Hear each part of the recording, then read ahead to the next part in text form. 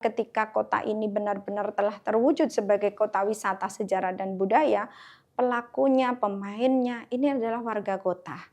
Jadi masyarakat yang datang dari luar kota itu adalah tamu-tamu kita, bukan warga kota yang menjadi penonton di kotanya sendiri.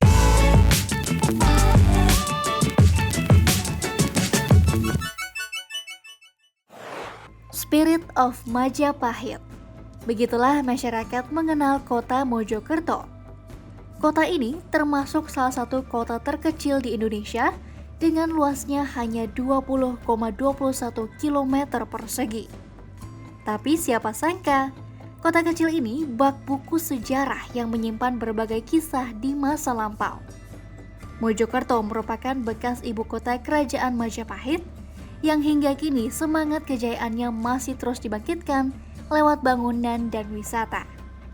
Kota ini juga menyimpan memori masa kecil sang proklamator.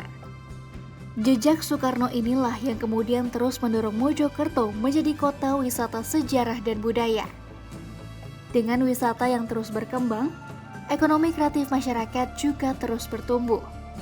Ribuan UMKM bermunculan dan ikut meningkatkan pertumbuhan ekonomi kota Mojokerto hingga tumbuh 5,56%.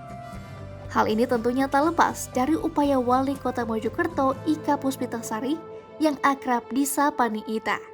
Lantas, apa saja ya resep dari Ning Ita? Hai sahabat Kompas.com, saat ini saya sudah bersama dengan Wali Kota Mojokerto Ning Ita. Selamat datang di Nusaraya, apa kabarnya Ning Ita? Alhamdulillah baik. Oke, Terima baik. kasih. Nah, kita kalau ngomong-ngomong soal Mojokerto ini daerahnya mungkin wilayah kecil, tapi ini potensinya luar biasa sekali ya Bu.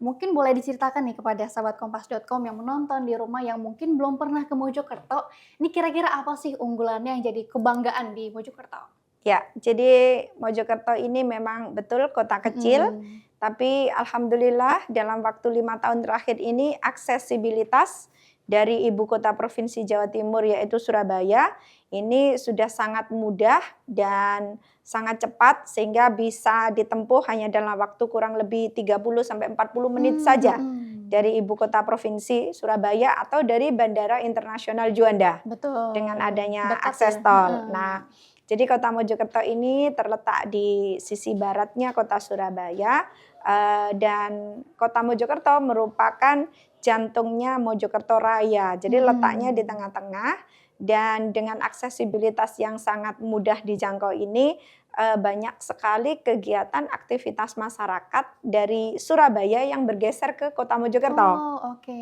Nah, jadi wilayah singgah juga. Ya, ini dibuktikan dengan adanya pandemi COVID-19 kemarin, justru banyak muncul kafe-kafe dan Kafe-kafe tempat kekinian nongkrong gitu. baru gitu, Tempat bukan ngopi malah gitu. tutup tapi malah menjamur. Jadi Menarik bergeser nih. ke kota Mojokerto. Kemudian ada 2 hotel baru yang saya resmikan juga selama pandemi. Jadi ini menunjukkan bahwa pergeseran pola hidup masyarakat yang semula banyak terfokus di ibu kota provinsi di Surabaya sudah bergeser ke Udah kota mulai Mojokerto. bergeser. Ya. Muncul kafe-kafe untuk anak muda mungkin ya. Betul. Untuk healing-healing, ngopi-ngopi. Iya, Oke, resto-resto baik. kekinian juga muncul banyak banget. Hotel baru 2 juga kita resmikan di saat pandemi kemarin. Justru di saat pandemi di mana mungkin pariwisatanya lagi turun, justru malah ini ada kenaikan. Nah, betul. Investasi justru meningkat di kota Mojokerto. Oke, jadi berkah pandemi mungkin nggak masuk di Mojokerto karena justru naik ekonominya. Iya. Nah, mungkin yang menarik juga di Mojokerto ini dia adalah karena daerah yang istimewa yang erat kaitannya dengan Majapahit dulu Betul. kan sebagai daerah pusatnya pemerintahan di Majapahit. Makanya di sana disebutnya Spirit of Majapahit gitu ya. Iya. Oke. Dan mungkin di sana wisata sejarah jadi unggulan justru ya Bu ya. Ya, jadi kami saat ini sedang mencoba untuk mapping potensi.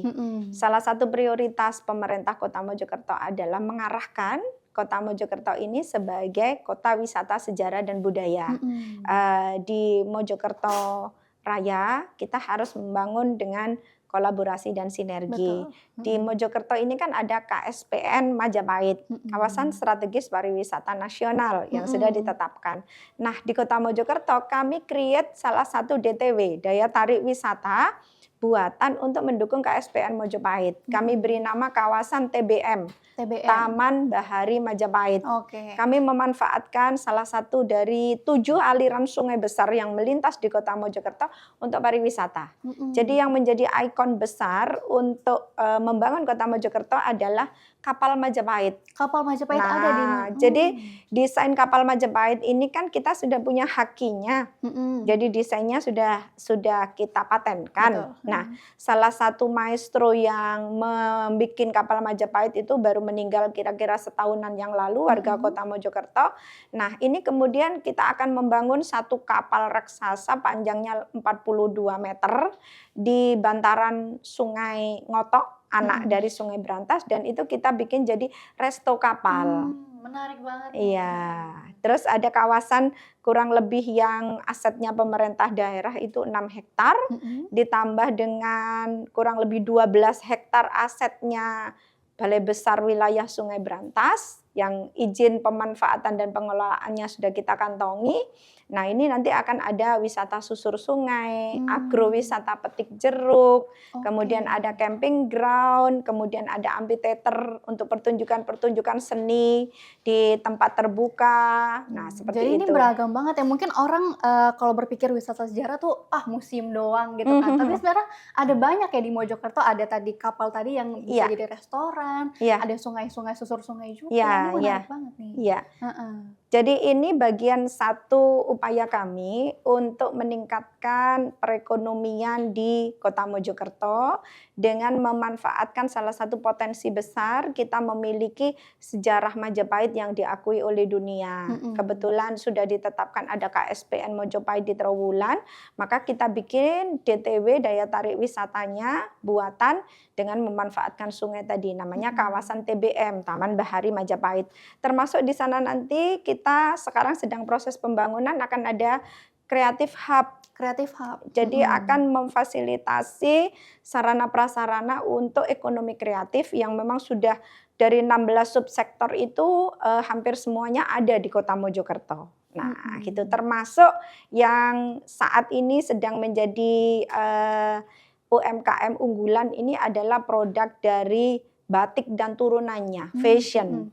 Nah, termasuk alas kaki. Alas kaki, sepatu dan sandal ini sudah jadi komoditas ekspor. Saya udah pernah lihat nih yang go internasional kan. Ya, jadi sudah sejak 1995 produk alas kaki Kota Mojokerto itu sudah jadi komoditas ekspor setiap tahunnya. Jempolan lah ya. Nah, yang menarik ini bukan cuma wisatanya aja yang mungkin berbau sejarah Majapahit, tapi bangunan-bangunan di sana nih, alun-alunnya juga didesain menjadi seperti Majapahit gitu ya zaman dulu gitu.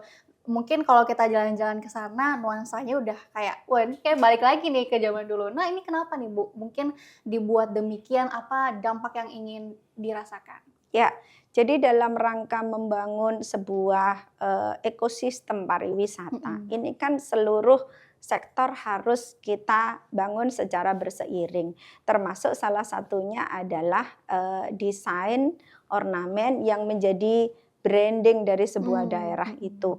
Kalau kita mengangkat tema besarnya adalah Spirit of Mojopahit gitu ya. Jadi semangat kejayaan Majapahit di abad 13 sampai dengan 15, maka mana nuansa Mojopahitnya. Nah, ini kan harus kita wujudkan dengan cara bisa dilihat secara kasat mata kan gitu. Kalau kita datang kelihatan. Sehingga pusat rekreasi masyarakat, alun-alun kita redesign harus nuansa Mojopahitannya kental.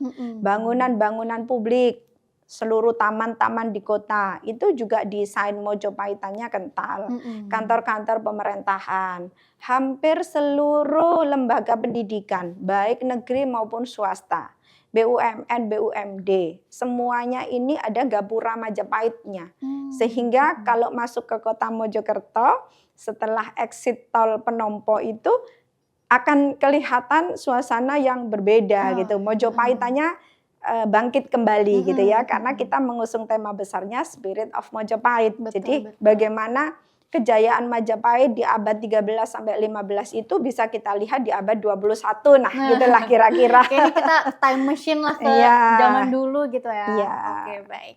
Nah, mungkin nggak cuma sejarah tentang Majapahit aja nih, sahabat Kompas.com, di Mojokerto itu juga ada wisata sejarah mengenai proklamator kita Ir Soekarno yang dulu juga pernah tinggal di Mojokerto. Dan Ibu juga sempat membuat bukunya mengenai bagaimana kehidupan Soekarno di Mojokerto dulu. Yang boleh diceritakan sedikit nih Bu tentang buku tersebut? Iya, ketika kita membuat sebuah perencanaan, ingin kota Mojokerto sebagai kota wisata sejarah dan budaya, kami mencoba menggali lagi. Sejarah apa sih yang kental dengan Mojokerto selain Majapahit, gitu ya. Maka di kota Mojokerto ini ada sejatinya sebuah sejarah besar yang jelas legasinya, namun ternyata belum banyak dipromosikan atau dikenal masyarakat secara luas. Jangankan ngomong di ranah global gitu ya, nasional saja, regional saja ternyata banyak yang belum tahu. Saya aja sebelumnya juga belum tahu. Nah, itu dia. Maka ini yang menggelitik bagi saya bahwa ini sang proklamator loh. Kita bisa menikmati udara kemerdekaan 78 tahun, itu jasa besar beliau loh. Betul. Nah, dan tinggal selama hampir 9 tahun di kota Mojokerto itu pasti banyak hal yang bisa menempa beliau menjadi seorang pejuang yang jiwa nasionalismenya luar biasa. Nah, tapi kenapa kok itu tidak pernah dikaitkan ya dengan Mojokerto? Nggak pernah terdengar jelas. Nah, inilah yang menggelitik bagi saya sehingga kemudian kami mencoba untuk melakukan mapping potensi. Nah, ternyata kami menemukan ada 7 titik. 7 titik yang kita lihat dari buku autobiografi yang ditulis Cindy Adams, yaitu Penyambung Lidah Rakyat, di mana di situ ada 1 chapter yang berkisah tentang Mojokerto. Nah, itu kemudian kita cocokkan dengan kondisi yang ada di lapangan. Ketemulah 7 titik itu. Dari 7 titik yang sudah kita lakukan pemetaan, akhirnya kita buatkan semacam prasasti atau tetenger.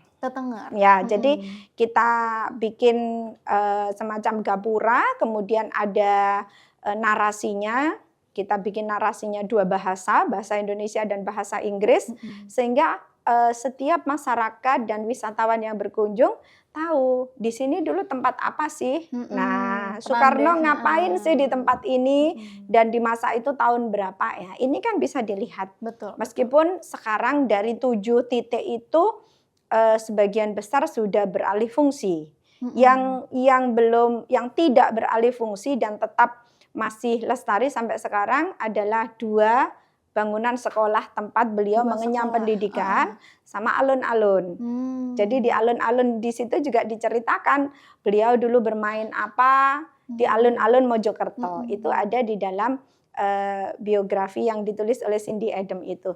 Nah, tentu selain Majapahit kemudian kita menggali ternyata ada sejarah besar sang proklamator ini, kemudian saya ingin ini lebih dikenal oleh masyarakat secara luas. Maka kemudian saya mencoba untuk menulis buku ini. Nah, Soekarno di Mojokerto. Saya mencoba menulis ini, jadi sejatinya kisah yang ada di dalam buku ini kita banyak mengambil justru dari Penyambung Lidah Rakyat yang ditulis oleh Cindy Adams, kemudian kita gabungkan dengan beberapa literasi sejarah lainnya, tapi yang menguatkan pembuktian bahwa memang hampir 9 tahun beliau tinggal di kota Mojokerto dan aktivitas apa saja yang beliau lakukan sepanjang hampir 9 tahun di kota Mojokerto. Permainan apa yang biasanya dia mainkan, namanya dari Kusno berubah menjadi Soekarno karena sering sakit-sakitan. Iya, tempat tinggalnya yang berpindah karena tempat yang lama ini sering kebanjiran sehingga sering sakit-sakitan, kemudian pindah ke tempat yang baru. Nah, seperti itu. Termasuk di kota Mojokerto kami sudah merancang sebuah grand design di salah satu sekolah yang saat ini masih tetap berfungsi sebagai sekolah dasar yang sudah kita tetapkan sebagai bangunan cagar budaya itu, kami membuat sebuah perencanaan grand design untuk kedepannya akan kami jadikan Galeri Soekarno Kecil. Galeri Soekarno Kecil. Jadi di bangunan cagar budaya itu akan kita bangun semacam pusat literasi terkait dengan Soekarno di masa kecil, namun bentuknya lebih kepada artificial. Enggak lagi benda-benda purbakala konvensional yang diletakkan di sana gitu. Jadi kita harus mengikuti perkembangan teknologi, tapi anak-anak tetap merasa senang belajar tentang interaktif sejarah. Juga. Ya, itu. Ini sudah kita bikin grand design-nya. Semoga nanti dengan dukungan dari Menko PMK, dari Mendikbudristek yang sudah banyak berkoordinasi dengan kami, ini bisa segera diwujudkan di Kota Mojokerto.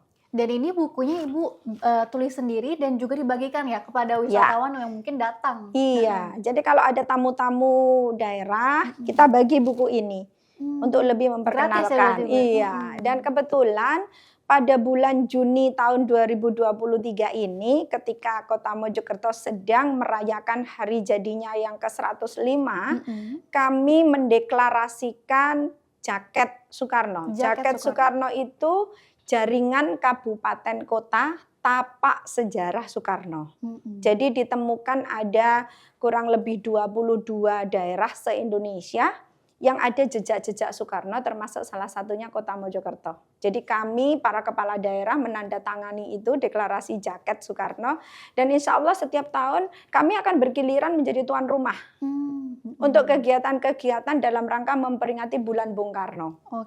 Jadi tahun 2023 kemarin sudah Blitar jadi tuan rumahnya, nanti tahun depan akan kita tentukan lagi, kita bikin kegiatan bersama-sama.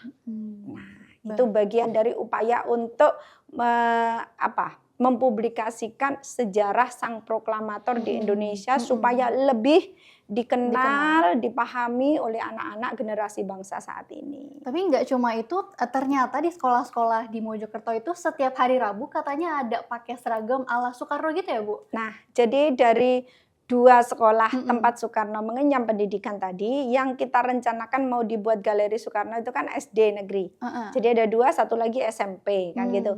Yang di SD negeri ini tidak hanya kita rencanakan akan dibuat galeri Soekarno kecil, tetapi anak-anak sekolah dasar yang bersekolah di sana sudah kita bentuk komunitas namanya Geno Center. Geno Center. Generasi Soekarno Center. Jadi mereka setiap hari Rabu pakaiannya berbeda dengan teman-temannya di sekolah negeri yang lain. Jadi mereka menggunakan baju khas Kosno atau baju khas Soekarno kecil. Jadi yang menunjukkan adanya akulturasi budaya Jawa dan Belanda. Jadi bawahnya pakai kain batik, atasnya belangkon, ini kan budaya Jawa. Tapi bajunya menggunakan budaya Belanda, pakai jas dengan dasi kupu-kupu. Nah, itu akulturasi dua budaya.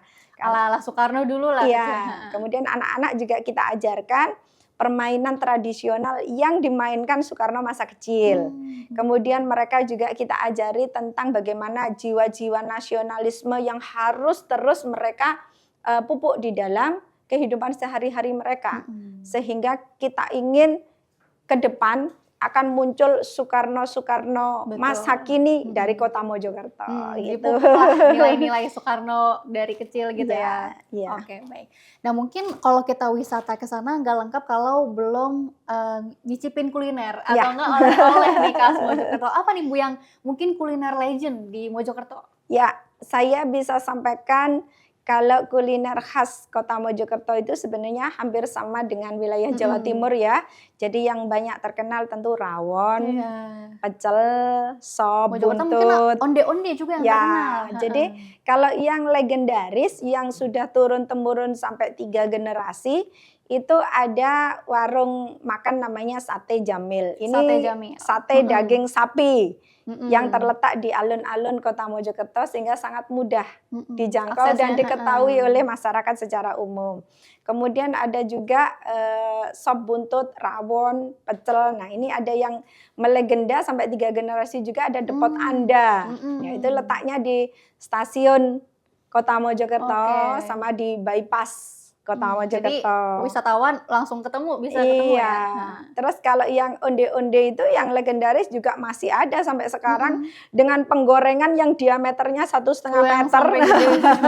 Jadi kita bisa tidur di atas penggorengan itu dan itu bisa dilihat langsung oleh pengunjung sehingga Jadi atraksi juga pas lagi iya, gorengnya. sehingga beberapa menteri kalau datang ke Mojokerto pasti akan nyoba goreng itu di penggorengan onde-onde itu untuk konten. Oke.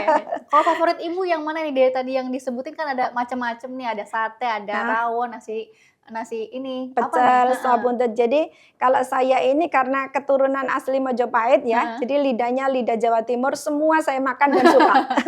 Semuanya masuk gitu. Semuanya suka saya. Heeh. Oke, baik. Bicara soal oleh-oleh dan juga tadi kuliner ini kan masuk ke UMKM ya. Mungkin Ya, kita balik lagi ke awal soal pertumbuhan ekonomi di sana mungkin banyak ditopang oleh UMKM. betul. Apalagi Ibu juga ada inovasi program di mana membantu perizinan berusaha berbasis risiko juga untuk bisa menarik investor. Nah, boleh ceritakan sedikit Bu programnya? Ya, jadi ketika pandemi ya, hampir seluruh daerah waktu itu masih 36 provinsi ya. Mhm. Hampir semuanya provinsi se-Indonesia terdampak secara ekonomi. Mhm. Kota Mojokerto termasuk yang mengalami resesi karena dilakukan PSBB. Produk-produk kita yang akan diekspor nggak bisa keluar. Mhm. Produk kita yang alas kaki yang menjadi produk unggulan yang akan dikirim ke ibu kota, yang akan dikirim ke luar pulau, semuanya tertutup akses jalur distribusinya. Sehingga ini tentu mematikan PHK terhadap Betul. ribuan gitu ya. Nah, ini memang tidak bisa kita hindarkan meskipun kita sudah berupaya bagaimana masyarakat yang terdampak secara ekonomi waktu itu kita berikan bantuan sosial Mhm. sebagai bantalan sosial agar mereka tetap bisa survive hidup gitu ya. Mhm. Setelahnya kita berpikir jauh lebih kreatif. UMKM sebagai penyumbang PDRB terbesar sektor perdagangan dan Mhm. jasa. Maka fokus saya di dalam penganggaran selain memberikan bantalan sosial, kami juga mengupayakan bagaimana membangkitkan kembali UMKM. Mhm. Sehingga masyarakat yang terdampak, yang terkena PHK, atau yang penghasilannya turun drastis akibat pandemi itu, kita berikan strategi 4P. Strategi 4P itu dari pelatihan, kemudian pendampingan usaha, permodalan usaha, sampai pembentukan koperasi.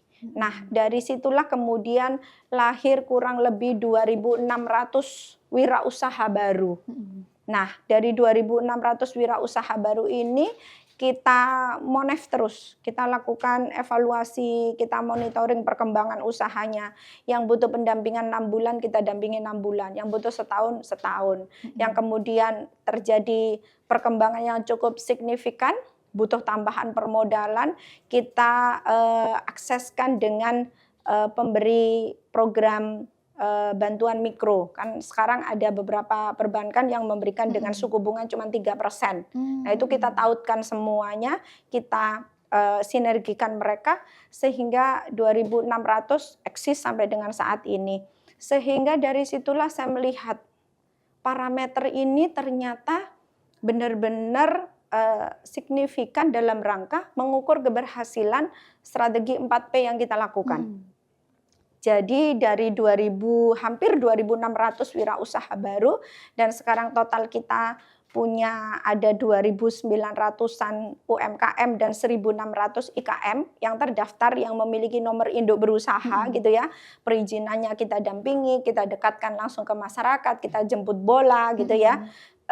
Itu dalam waktu 1 tahun dari resesi minus 3,5 ya, 3,5 kita di tahun kedua pandemi sudah bisa tumbuh 3,6.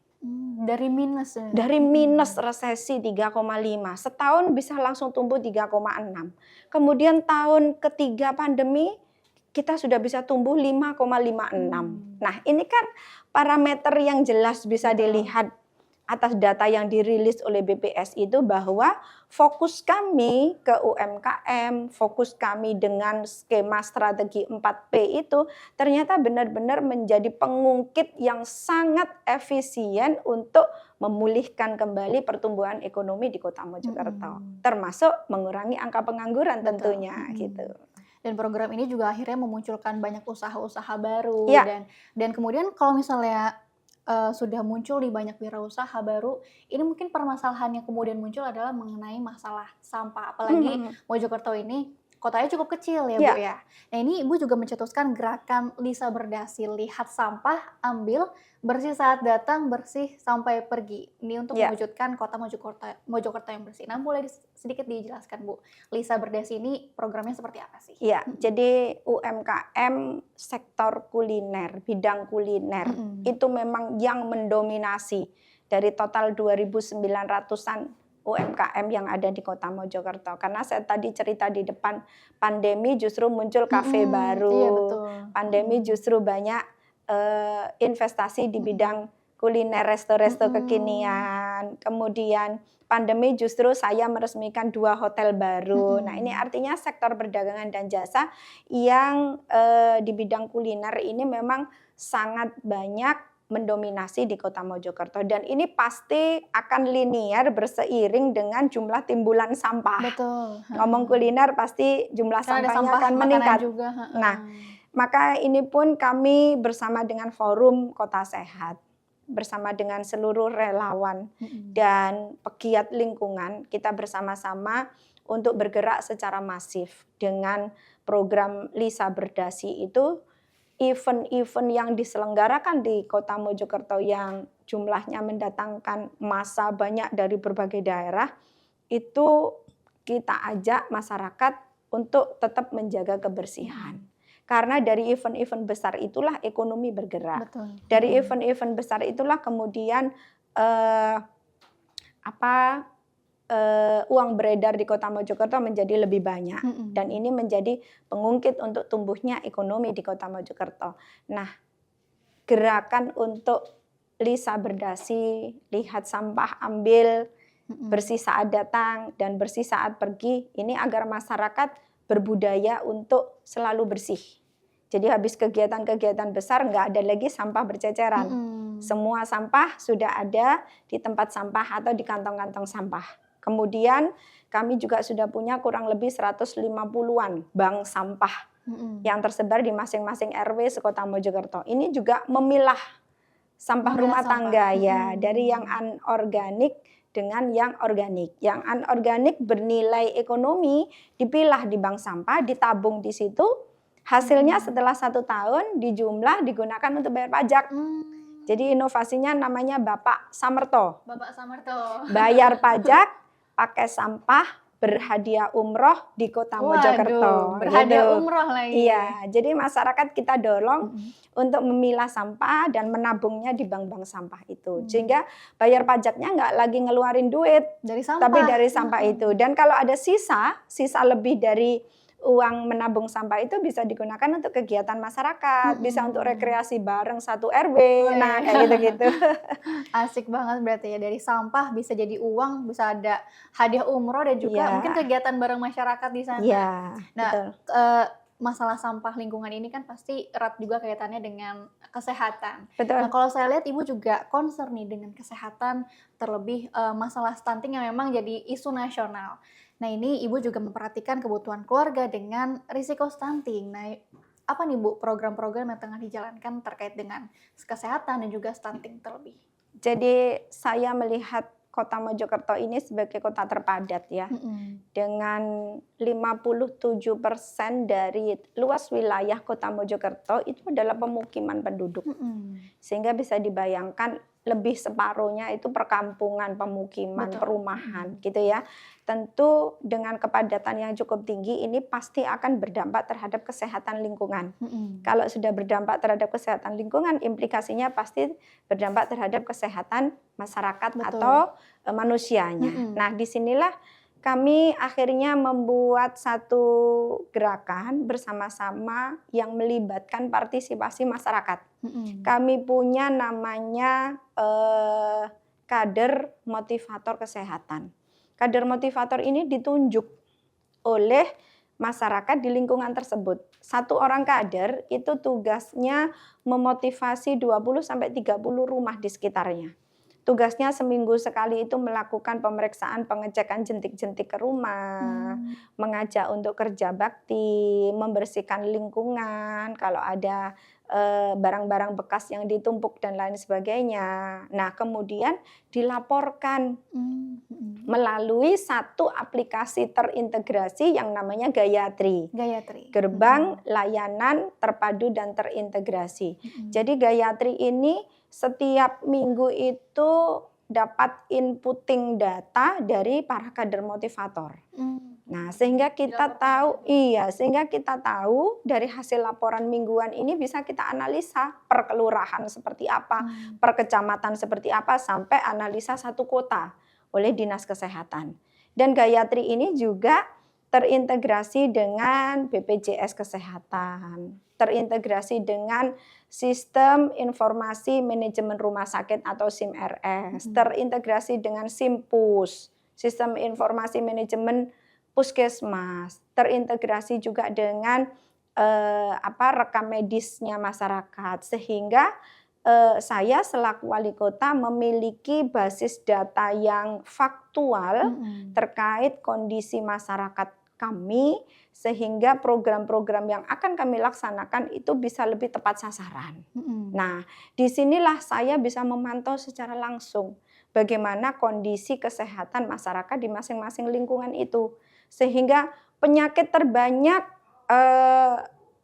semester 1 2023 itu apa sih? Nah, itu kan bisa ketahuan dari dashboard itu. Betul. Oh, ternyata sekarang angka demam berdarah naik. Nah, sehingga gerakan kita harus lebih kemana nih? Nah, gitu ya.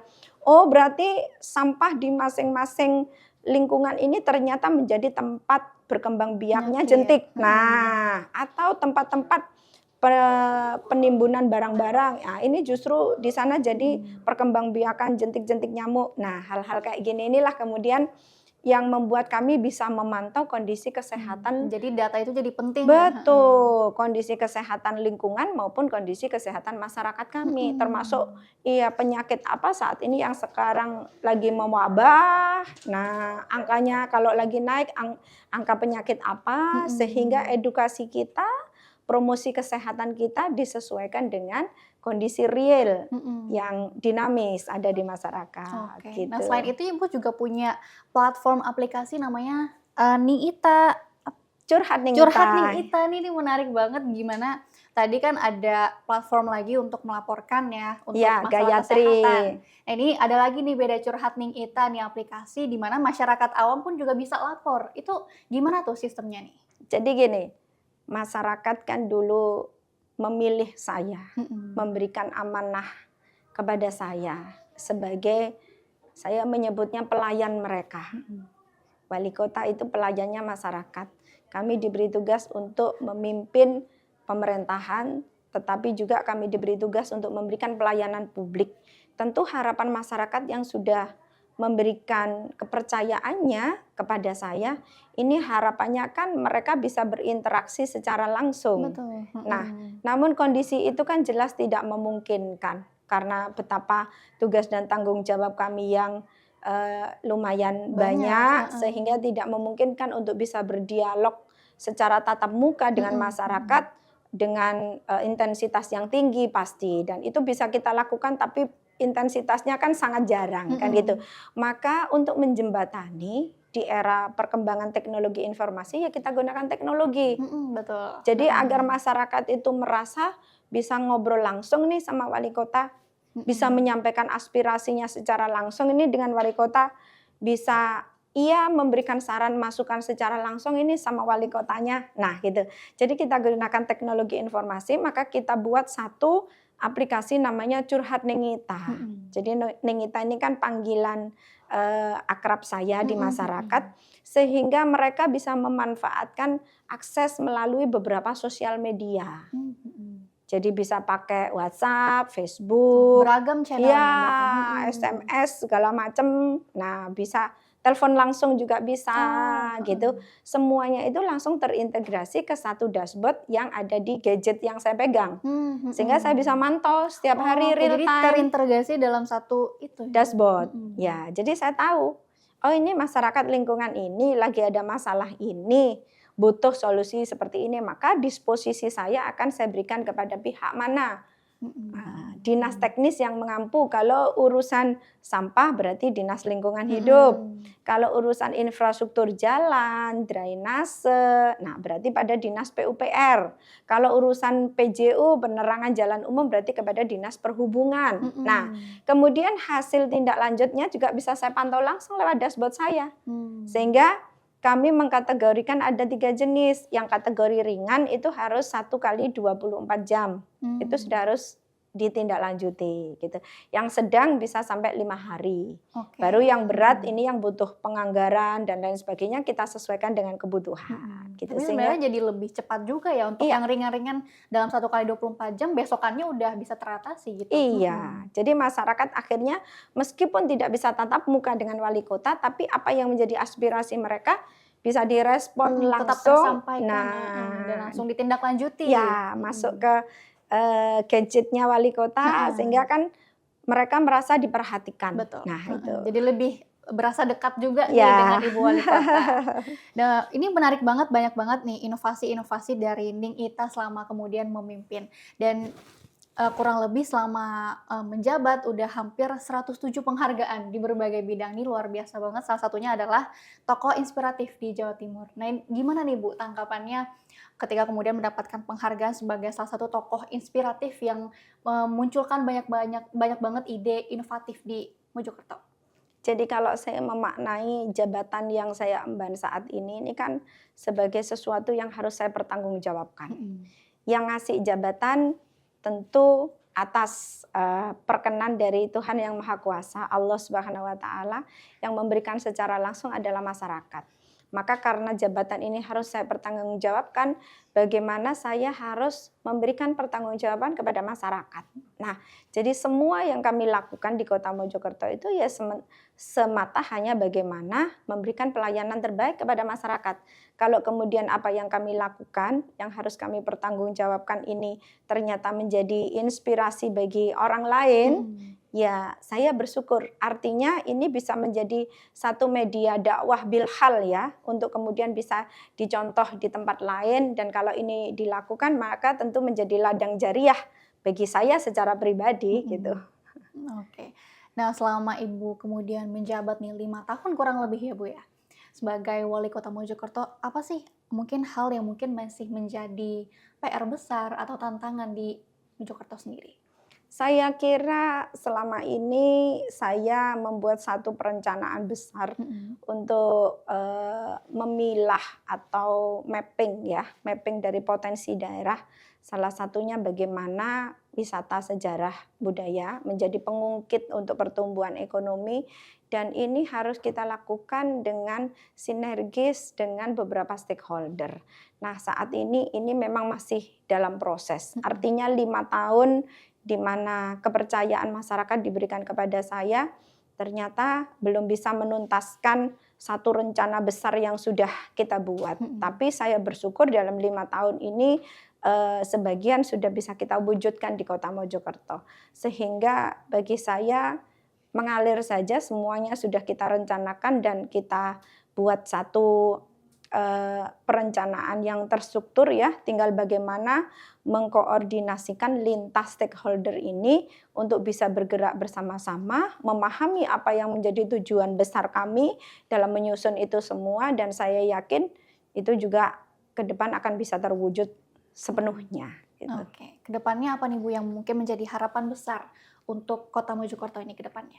Ya, sebagai sebuah kota penyangga ibu kota provinsi yang sekarang berupaya untuk menasbihkan diri sebagai kota metropolis, itu bisa kita lihat wujud perkembangannya di Kota Mojokerto. Tinggal bagaimana memberikan kesadaran kepada masyarakat yang saat ini memang sangat padat penduduknya, ini untuk semuanya bisa menjadi pemain atau pelaku di kotanya sendiri. Saya ingin kesadaran ini terwujud di seluruh masyarakat Kota Mojokerto. Sehingga ke depan ketika kota ini benar-benar telah terwujud sebagai kota wisata sejarah dan budaya, pelakunya, pemainnya ini adalah warga kota. Jadi masyarakat yang datang dari luar kota itu adalah tamu-tamu kita, bukan warga kota yang menjadi penonton di kotanya sendiri. Itu yang menjadi mimpi besar kami ke depan. Sehingga ketika terwujud sebuah kota pariwisata, maka penyumbang PDRB dan kemudian pendapatan per kapita masyarakat itu benar-benar ada peningkatan yang signifikan karena penggeraknya semuanya pelakunya adalah warga kota sendiri. Gitu. Jadi masyarakat lokal juga harus bangkit dan ikut serta lah Betul. dalam wisata sejarah yang memang dicita-citakan di Ya. Mojokerto. Ya. Baik, terima kasih banyak nih Ita sudah datang ke Nusaraya dan juga cerita Sama-sama. soal Mojokerto nih. Mungkin nanti saya datang ke sana Ayo. dan nyobain kuliner Ayo. legend tadi. Harus itu. Dan juga mungkin sambil bukan nostalgia apa ya, kita sambil melihat-lihat bagaimana sih situasi mungkin kondisi Majapahit dulu kan. Ya. Di sana kan beda tuh pasti. Ya. Keluar tol langsung kelihatan beda Ya. mungkin sama Jakarta yang polusinya udah. Iya. Oke, baik, terima kasih banyak nih Ita sudah datang ke Nusaraya dan juga cerita-cerita. Terima kasih juga untuk sahabat kompas.com yang sudah menonton episode Nusaraya kali ini. Saya Natasha pamit undur diri. Salam Nusaraya, semangat Bhinneka Indonesia Raya. Sampai jumpa.